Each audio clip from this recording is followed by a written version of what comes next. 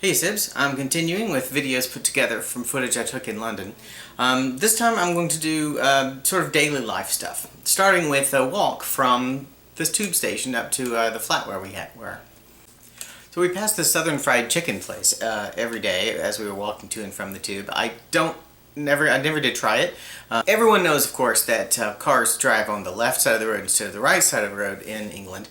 But there were some other differences in the traffic that really surprised me. For example, if you look here, you can see that there are two cars on the same side of the street parked facing each other.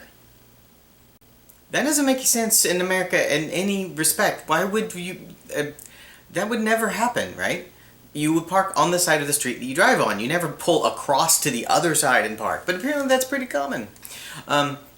Also common is for the roads to be so full of parked cars that there actually isn't room for two cars to go by on a road that's supposed to have two-way traffic. And maybe that's part of the, what leads them to the attitude that, the lanes are a suggestion, but they don't, you don't have to follow them completely all the time. So, sure, pull on over to the other side because you see an empty spot on the opposite side of the road from the direction you're going. Why not? Over across the street on the right there, with the sort of burgundy awning, that's Sainsbury Local. It's a little, sort of a little grocery store, and we stop there almost every day to get one thing or another. We worked really hard to try and train ourselves in the right way to look when crossing the street. Of course, it's totally the opposite in England, except for when it's not, because you're crossing in a strange place. So it's very hard to keep track sometimes.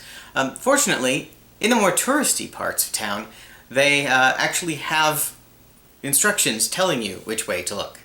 So here we're actually walking up to the building that our flat was in. We were up on the 3rd floor. The flat we were in had no air conditioning, and the heat was done completely with radiators. And interestingly, tied into the radiator system in the bathroom was a clothes drying rack, which you needed because there's no dryer and only a very, very small clothes washer in the kitchen, oddly enough. But that's apparently pretty common there. We were fortunate that the weather was really mild, so we didn't mind that there was no air conditioning, and we barely turned on the heater. The outlets were unusual not only for their shape, but they always had an off switch. A couple of times we thought we had something charging and then realized, oh wait, we forgot to turn the switch on the outlet. The coolest part about the flat was actually the door, which was green with a big doorknob right in the middle of the door instead. I felt like I was going into Bag End. If only the door had been round, it would have been perfect. And a totally off-the-wall side note, I don't know if you guys have gone to see The Martian yet, but I highly recommend it. It's a really good movie. And Kevin, if you're still listening to audiobooks, I think you should really get this in audiobook form, because I just finished listening to the audiobook myself, and you would really enjoy the science of it. So until next week, stay shiny.